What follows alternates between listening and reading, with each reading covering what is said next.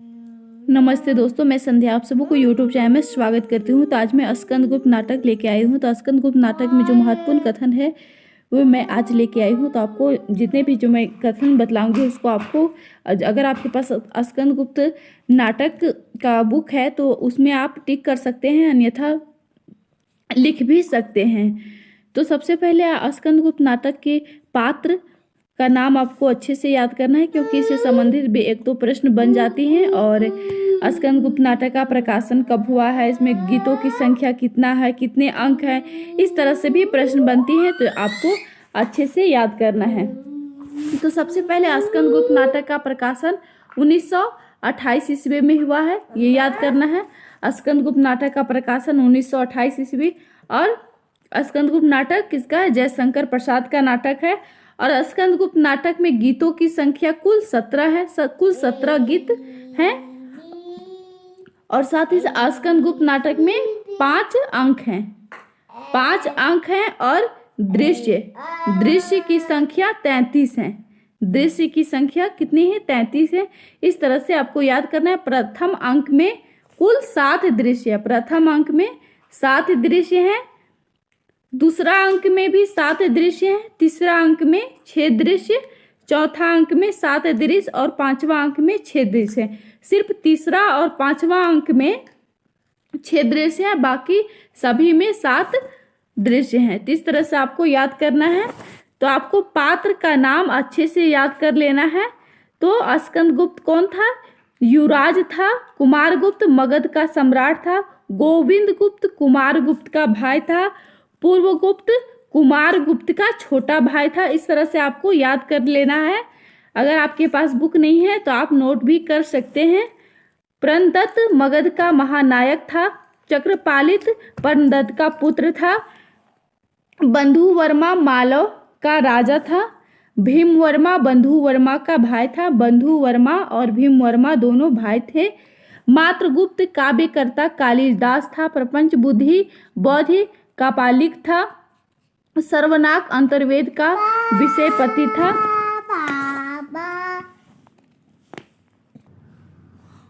धातुसेन कुमार दास के प्रच्छन्न रूप में सिंहल का राजकुमार था। भट्टार्क नवीन महाबालाधिकृत था। पृथ्वीसेन मंत्री कुमारा मात्य था। खिंगल हुन आक्रमणकारी था। इस तरह से आपको पात्र में कौन क्या क्या किस किरदार में आए हैं, तो इस तरह से आपको अच्छे से याद करना है। प्रख्यात कृति जो लंका राजकुमार का श्रमण महाबोधि बिहार का अस्थिवीर था। इस तरह से आपको अच्छे से याद करना है। देवकी ये सभी स्त्री पात्र हैं। देवकी कुमारगुप्त की बड़ी रानी स्कंदगुप्त की माता थी। देवकी कौन थी? कुमारगुप्त की बड़ी रानी और स्कंदगुप्त की माता थी। अनंत देवी कुमारगुप्त की छोटी रानी और पूर्वगुप्त की माता थी। अनंत देवी थी कुमारगुप्त की छोटी रानी और पूर्वगुप्त की माता थी। जयमाला बंधुवर्मा की स्त्री वो मालव की रानी थी। देवसेना बंधुवर्मा की बहन थी। विजया मालव के धन कुबेर की कन्या थी। कमला भट्टार्क की जननी थी। रामा सर्वनाक की स्त्री थी। मालिनी मात्रगुप्त की प्रेरणिनी, जिसे सखी दासी इत्यादि नामों से जानते हैं। तो ये पात्र हैं कुल। तो आपको अच्छे से पात्र को याद करना है, क्योंकि पात्र से संबंधित भी प्रश्न बनती हैं।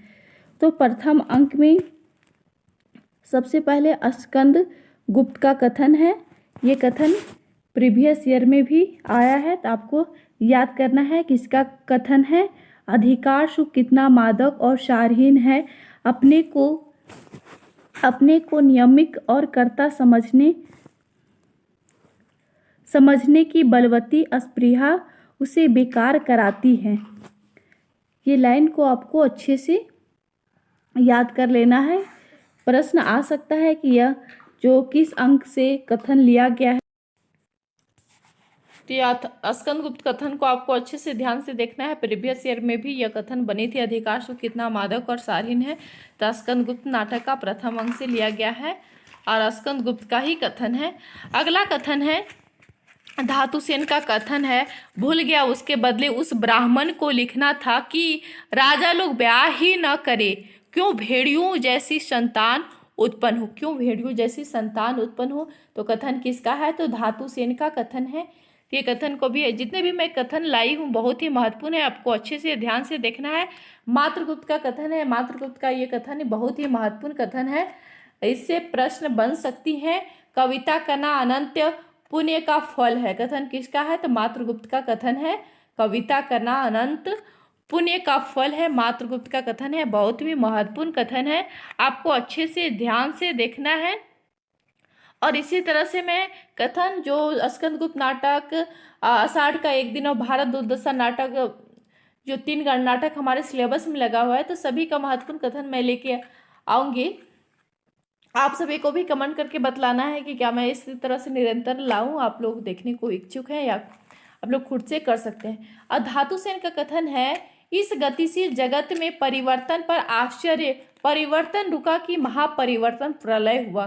तो ये कथन बन सकता है, इस गतिशील जगत में परिवर्तन पर आश्चर्य, परिवर्तन रुका कि महापरिवर्तन प्रलय हुआ। कथन किसका है? तो धातुसेन का कथन है, स्कंदगुप्त नाटक से लिया गया है। ये सभी जितने भी कथन लाई हो स्कंदगुप्त नाटक से ही कथन है। देवसेना का कथन है, पवित्रता की माप है मलिनता, सुख का आलोचक है दुख, पुण्य की कसौटी है।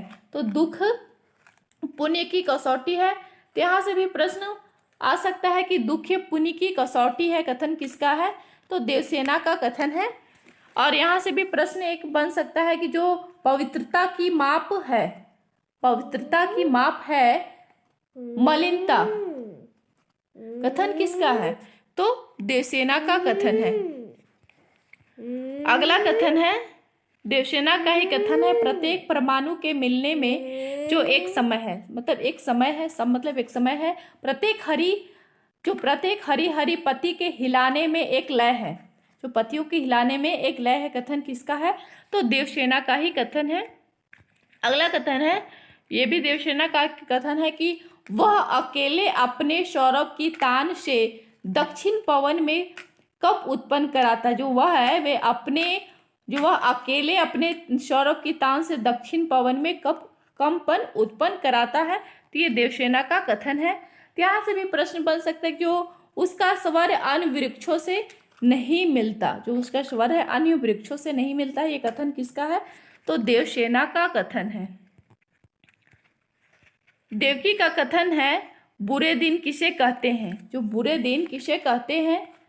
तो यहाँ से भी ऐसे इस तरह से बीच से भी प्रश्न बनती है। तो बुरे दिन किसे कहते हैं, कथन किसका है? तो देवकी का कथन है। और अगला, जब स्वजन लोग अपने शिष्टाचार का पालने करे, आत्मसमर्थन सहानुभूति सत्पथ का आलंबन करे। तो सब ज्यादा महत्वपूर्ण ये यहाँ है कि बुरे दिन किसे कहते हैं, कथन किसका है? तो देवकी का कथन है। तो आप सभी कॉपी पेन लेके बैठिए और मैं जितना भी बोल रही हूँ उसको आपको कॉपी में नोट कर लेना है। और आपके पास अगर बुक है तो बुक निकाल के भी आप टिक कर सकते हैं। क्षमा पर मनुष्य का अधिकार है, क्षमा पर मनुष्य का अधिकार है। अगला कथन है देवकी का ही, वह पशु के पास नहीं मिलती, जो पशु के पास नहीं मिलती, तो पशु के पास नहीं मिलती है, कथन किसका है? तो देवकी का कथन है। और एक इस तरह से भी कथन बन सकता है कि क्षमा पर मनुष्य का अधिकार है, कथन किसका है? तो देवकी का कथन है।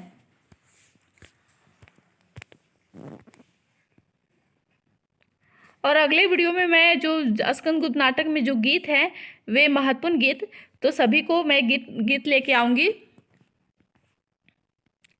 तो कुल जो 13 गीत हैं हमारे सिलेबस में, जो स्कंदगुप्त नाटक ला है उसमें कुल 13 गीत हैं। तो सभी गीत को मैं लेके आऊंगी, क्योंकि उससे भी संबंधित प्रश्न बन सकती है। आपको अच्छे से कोई भी टॉपिक को पढ़ना है, पूरे अच्छे से पढ़ना है, क्योंकि आपको सिलेक्शन लेना है। मात्र सीट 163 है और पढ़ने वाले की संख्या बहुत है, अधिक की है। तो आपको अच्छे से पढ़ना है, समय अभी मिला है, समय को सदुपयोग कीजिए। प्रख्यात कीर्ति का कथन है, धर्म के अंधभक्तों, मनुष्य अपूर्ण है, इसलिए सत्य का विकास जो उसके द्वारा होता है अपूर्ण होता है। यही विकास का रहस्य है। यही विकास का रहस्य है। कथन किसका है? तो प्रख्यात कृति का कथन है। तो बीच से भी प्रश्न कभी कभी बन जाती हैं, तो आपको अच्छे से कथन को देख लेना है एक बार। अगला कथन है, विजया का कथन है, क्या आवश्यकता न होने से मनुष्य की बात न करे? तो क्या आवश्यकता न होने से मनुष्य की बात न करे? कथन एक हुआ। और दूसरा कथन है, आवश्यकता ही संसार के व्यवहारों की दलाल है। आवश्यकता ही संसार के व्यवहारों की दलाल है। ये भी विजया का कथन है। तो ये दोनों कथन को आपको एक बार देखना है, अच्छे से कॉपी में लिख लीजिए। अगला कथन है,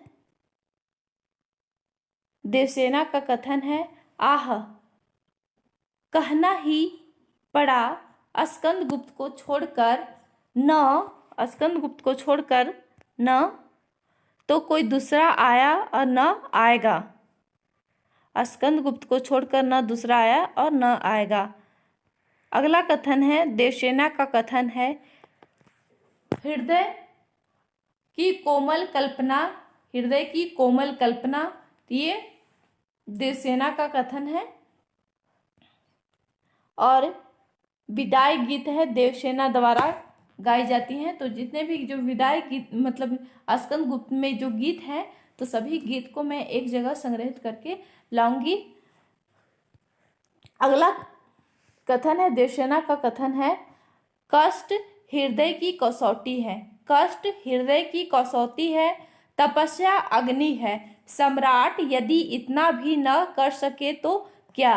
तो ये कथन बहुत ही महत्वपूर्ण है, प्रीवियस ईयर में भी आया हुआ है। तो इस तरह से भी कथन प्रश्न बनती हैं, तो आपको अच्छे से कथन को देखना है। जो हमारे सिलेबस में जो 3 नाटक है, तो सभी का मैं कथन लेके आऊँगी, साथ ही साथ उपन्यास को भी।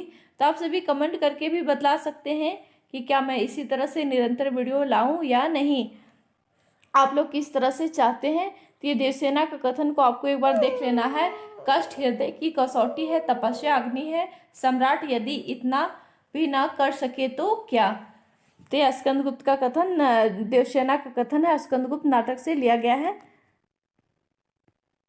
तो आज के लिए इतना ही। आप वीडियो देखने के लिए आप लोगों को बहुत बहुत धन्यवाद। और ये स्कंदगुप्त नाटक का अंतिम कथन था, जो नाटक का जो समाप्ति का दौर था उस समय का कथन था, देवसेना का कथन लिया गया है।